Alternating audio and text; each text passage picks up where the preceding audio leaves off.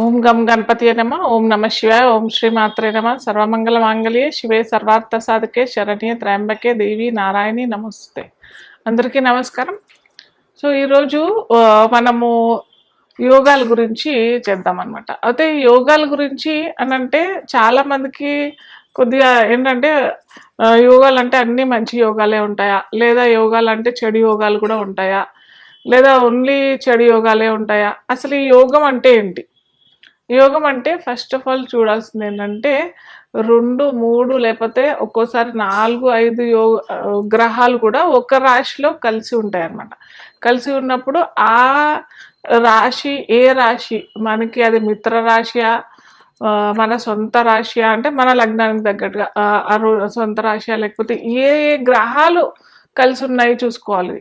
అది కూడా కేంద్ర కోణాలు కలిసి ఉంటే మటుకు అది రాజయోగం అనే చెప్పుకోవచ్చు. అయితే ఆ రాజయోగం కూడా ఆ లగ్నాలకి ఏ లగ్నాలకి అది బాగుంటుంది. ఆ యోగాలు అనంటే ఏ లగ్నాలకి ఆ దశ అంతర్దశలు వస్తాయి.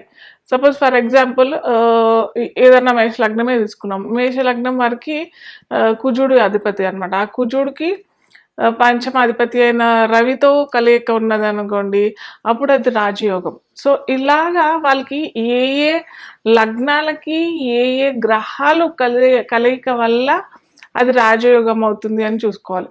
అలాగే మనకి కొన్ని ఏమంటారు, ఇది బాలేని యోగాలు కూడా ఉంటాయి. కొన్ని గ్రహాలు కలయిక వల్ల అది చెడు యోగాలు క్రింద మనము పరిణమిస్తాం అనమాట. సో అవి కూడా చూసుకోవాలి. సో ఈరోజు మనం మటుకు కొన్ని రాజయోగాల గురించి డిస్కస్ చేద్దాము. అది కూడా ఒక్కొక్క లగ్నాల వారికి కేంద్ర కోణాలు కలిసి ఉంటే అది రాజయోగం. సో అలాంటి రాజయోగము ఒక్కో లగ్నాలకి ఏ ఏ రాజయోగాలు కలిగితే ఏ ఏ ఫలితాలు వస్తాయి, ఎలాంటి సుఖ సంతోషాలతో ఆ వ్యక్తి జీవిస్తాడు అనేది మనము ఈరోజు క్లుప్తంగా తెలుసుకుందాం. అయితే ఇంకొకటి ఇక్కడ చూడాల్సింది ఏంటంటే, ఎప్పుడైతే కేంద్ర కోణాలు కలిస్తే అవి లక్ష్మీ స్థానము విష్ణు స్థానం అని అంటారు. సో లక్ష్మీ విష్ణువులు ఎప్పుడన్నా కలిసినా కానీ అది మంచి యోగమే కదా. సో ఇందులో కూడా ఇంకోటి ఏంటంటే, కేంద్ర కోణాలు అన్నీ కూడా కేంద్ర కోణాలు బాగుండవు. సో అది కూడా చూసుకోవాలి. చూసుకొని మనం తెలుసుకొని ఆ యోగాలు ఆ దశలు అంతర్దశలు వచ్చినప్పుడే అవి ఫలితాలు ఇస్తాయి. ఆ దశ అంతర్దశలు ఒక్కోసారి రావు. యాక్చువల్గా రానప్పుడు ఆ యోగాలు కూడా ఫలించవు మనకి. ఓన్లీ అలా మనకి ఆ జాతక చక్రంలో కనిపిస్తుంది అంతే, కానీ అవి ఎటువంటి ఫలితాలు ఇవ్వవు అనమాట. సో ఇప్పుడు మనము ఒక్కొక్క లగ్నాలకి ఏ ఏ యోగాలు బాగుంటాయి, ఏ ఏ యోగాలు కలిసి వస్తాయి, ఎలా ఉంటుంది వాళ్ళకి, వాళ్ళ జీవితం, వాళ్ళ లైఫ్ స్టైల్ ఎలా మారిపోతుంది, అదంతా మనం ఇప్పుడు క్లుప్తంగా తెలుసుకుందాం. కాలపురుషాంగంలో ద్వాదశ రాశి అధిపతి ఎవరు అని అంటే మీన రాశి అధిపతి అవుతాడు. మీన లగ్నం వారికి లగ్నంలోనే గురువు ఉన్నట్టయితే, లగ్నంలోనే గురువు అలాగే వివిధ గ్రహాలతో కలయిక ఎలా ఉంటుంది మనము ఇప్పుడు క్లుప్తంగా తెలుసుకుందాము. అయితే లగ్నంలోనే గురువు ఉండటము నిజంగా ఇది ఒక రాజయోగం, మహారాజయోగం. అలాగే ఇది కూడా ఒక పంచమహాపురుష యోగాల్లో ఒక యోగం అనమాట.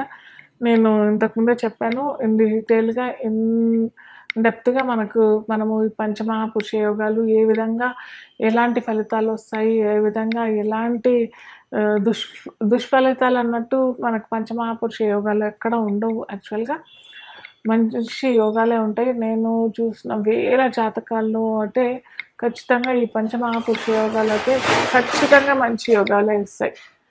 అయితే మనం బాగా చూసుకోవాల్సింది ఏంటంటే, లగ్నంలో మీన లగ్నంలో కనుక గురువు ఉన్నట్టయితే ఖచ్చితంగా గురువు ఏంటంటే కొద్దిగా కాయం ఇస్తారు, ఉబ్బకాయము, లేదా కొద్దిగా బొద్దుగా ఉండే అవకాశాలు చాలా ఉంటాయి.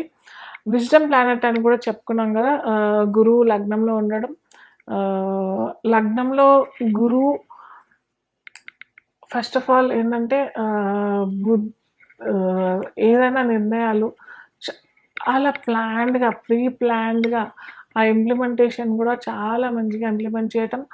ముఖ్యంగా ఈ మీన లగ్నంలో గురువు ఉండే వాళ్ళు ఏంటంటే అటు బ్యాంకింగ్ రంగంలో మంచి హైరార్కీ పొజిషన్ ఉండడము, మంచి ఏంటంటే వాళ్ళకి ఫైనాన్స్ ప్లానెట్ కూడా అని చెప్పుకున్నాం కదా మనం. గురువు ఏంటంటే సహజ ధన రాశి అధిపతి కూడా కాబట్టి, ధనకారకుడు కాబట్టి మనకి వీళ్ళకి ఏంటంటే లైఫ్ లాంగ్ ధనానికి ఎటువంటి ఇబ్బంది కలగకుండా ఉండే అవకాశాలు మనకి లగ్నంలో గురువు ఇస్తాడు. అలాగే గురువు కనుక వేరే ఇతర గ్రహాలు అంటే కుజుడు నవమాధిపతి అవుతాడు. అలాగే పంచమాధిపతి అయిన చంద్రుడు కూడా మనం చూసినట్టయితే ఒకవేళ గురువు చంద్రుడు కనుక లగ్నంలోనే ఉన్నారు అని అంటే మటుకు ఇది గజకేసరి యోగంగా మనం చెప్పుకోవచ్చు. ఎందుకంటే పంచమాధిపతి గురువు అంటే లగ్నంలో కేంద్రంలో ఒక కోణాధిపతి కేంద్రాధిపతి కలవడం కలయిక ఇది గజకేసరి యోగంగా పరిగణించవచ్చు. అలాగే నేను ఎప్పుడు చెప్పినట్టు ఖచ్చితంగా మనకి ఆ దశలు రావాలి. అలాగే గురువు చంద్రుడు ఉన్నట్టయితే మంచి వాళ్ళ ముఖ వర్చస్సు చాలా డిఫరెంట్గా ఒక మంచి మనం కూడా ఎవరైనా కానీ ఇతర వ్యక్తులు కూడా వాళ్ళతో ఎక్కువగా టైం స్పెండ్ చేసే అవకాశాలు ఈ లగ్నంలో గురువు చంద్రుడు కలయిక ఇస్తుందన్నమాట. అలాగే గురువు కుజుడు కలయిక ఏంటంటే నవమాధిపతి అవుతాడు కాబట్టి పోరాట పటిమ అంటే గురువు ఇంతకుముందు చెప్పుకున్నట్టు ఓన్లీ గురువే ఉన్నాడు లగ్నంలో ఉన్నట్టయితే ప్లాన్గా చాలా ఇంప్లిమెంటేషన్ మంచిగా ఉంటుంది. కాకపోతే కుజుడు కూడా ఉన్నట్టయితే మటుకు అంత వెయిట్ చేయరు వీళ్ళు. తొందరగా మనకి ఎదుటి వ్యక్తి ఎలా ఉన్నారో తెలుసుకొని వారి తత్వం కనుక వీళ్ళకి అగేన్స్ట్గా ఉన్నట్టయితే తొందరగా మనము నిర్ణయం తీసుకోవాలి.